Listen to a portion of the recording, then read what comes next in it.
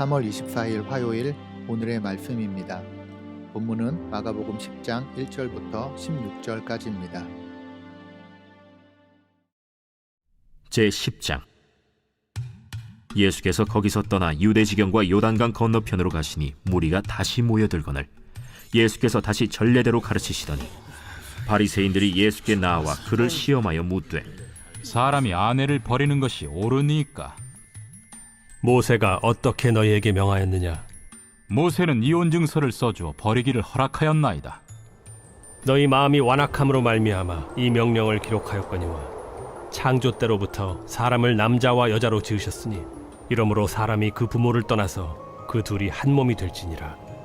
이러한즉 이제 둘이 아니요 한 몸이니 그러므로 하나님이 짝지어 주신 것을 사람이 나누지 못할지니라 하시더라. 집에서 제자들이 다시 이 일을 물으니 누구든지 그 아내를 버리고 다른 데에 장가드는 자는 본처에게 간음을 행하며 또 아내가 남편을 버리고 다른 데로 시집가면 간음을 행함이니라. 사람들이 예수께서 만져주심을 바라고 어린아이들을 데리고 오매 제자들이 꾸짖거늘 예수께서 보시고 노하시어 이르시되 어린아이들이 내게 오는 것을 용납하고 금하지 말라. 하나님의 나라가 이런 자의 것이니라.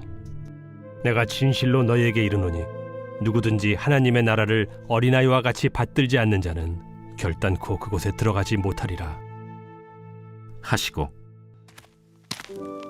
그 어린아이들을 안고 그들 위에 안수하시고 축복하시니라. 예수님께서 예루살렘으로 가시던 도중 유대 지경에서 사역을 하십니다. 그곳에서 전례대로 가르치시는 사역에 열심을 내십니다. 다른 때라면 몰라도 지금은 정말 중요한 일을 앞두고 있는 때가 아닙니까? 지금은 처절한 고난의 십자가를 지시기 위해서 인류의 가장 중요한 십자가의 대속 사역의 완성을 위해서 예루살렘으로 가시는 중이신데 왜 지체하실까요? 우리 생각에는 더 큰 일, 더 중요한 일을 위해서 작은 일, 덜 중요한 일은 미루거나 피하는 게 더 효율적이고 좋은 방법이라 생각되지 않습니까? 그러나 예수님은 그렇게 생각하지 않으셨습니다. 예수님께서는 십자가로 지러 가시는 길마다 이렇게 최선을 다해 사역하셨습니다. 이와는 대조적으로 2절을 보시면 바리새인들이 나옵니다. 이 사람들도 대단한 사람들입니다. 최선을 다하는 사람들입니다. 그런데 그 방향이 잘못되었습니다. 늘 예수님을 넘어뜨리려 하고 어떻게든지 예수님을 시험에 빠뜨리려고 합니다. 오늘은 이혼에 대한 문제를 들고 와서 예수님을 넘어뜨리려고 합니다.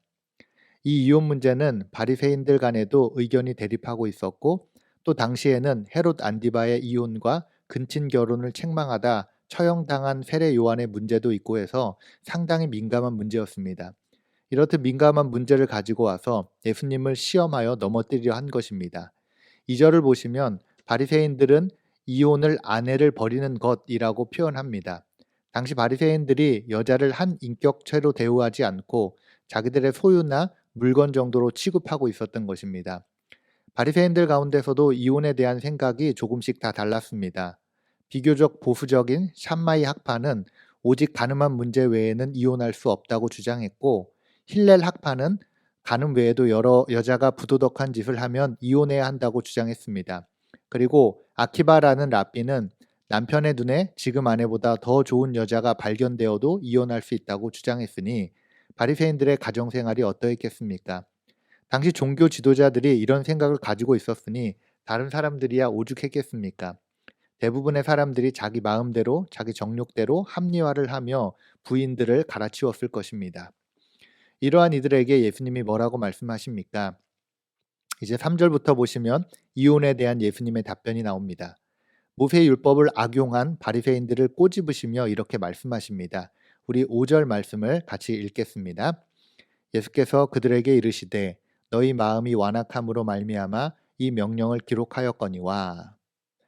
모세의 때에 이혼 증서를 써 보내는 것이 버림받은 여인들을 보호하기 위해서였다면 예수님이 이혼을 금하는 것은 이혼 제도를 이용하여 아내를 버리는 남편들의 악행을 막기 위해서였던 것입니다.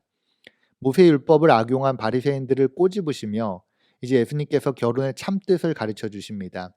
결혼 제도는 인간이 만든 제도가 아닌 하나님이 세우신 창조의 원리이고 하나님이 한 여자와 한 남자를 짝지어 주신 것이고 그렇게 사람이 나누지 못할 것이다 말씀하십니다. 사랑하는 방어진 제일교회 성도 여러분, 하나님은 가정을 소중히 여기십니다. 결혼은 인간이 만든 제도가 아닌 하나님이 만드신 창조의 질서임을 믿습니다. 요즘 코로나로 온 가족이 함께하는 시간이 많을 텐데 이럴 때 우리 가정이 하나님의 창조 질서 가운데 세워졌음을 믿고 서로 사랑하고 격려하는, 그리고 함께 하나님을 예배하는 복된 시간이 될 수 있기를 축복합니다. 바리새인들은 계획적으로 예수님의 사역을 막아섰지만 예수님의 제자들은 잘못된 생각으로 예수님의 사역을 막아서는 사건이 13절부터 나옵니다. 유대 관습에 따르면 대속제일 저녁에 아이들을 장로들에게 데려와서 기도와 축복을 받게 하는데 사람들이 예수님께 데리고 온 아이들을 제자들이 막아선 것입니다. 아이들이 예수님께 오는 것에 대해 아무 도움이 안 되고 시간만 지체하게 만드는 것으로 제자들이 여겼기에 아이들을 막아선 것입니다. 이런 제자들에게 예수님이 화가 나셨습니다. 성경에서 예수님이 노하셨다는 일은 극히 드문 일입니다. 그런 예수님께서 그것도 사랑하시는 그의 제자들에게 화가 나신 것입니다.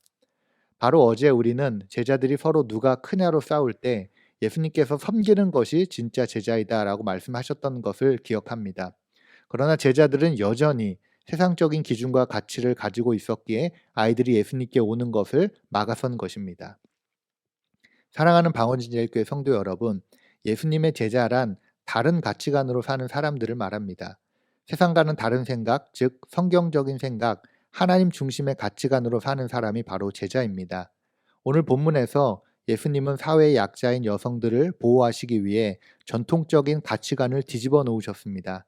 또한 어린아이가 오지 못하게 막았던 그의 제자들의 잘못에 분노하셨습니다. 예수님은 소외된 자들, 이방인, 과부와 병든 자들을 소중하게 받아들이셨습니다. 오늘 우리가 소중하게 받아들여야 하는 연약한 자들이 누구일까요?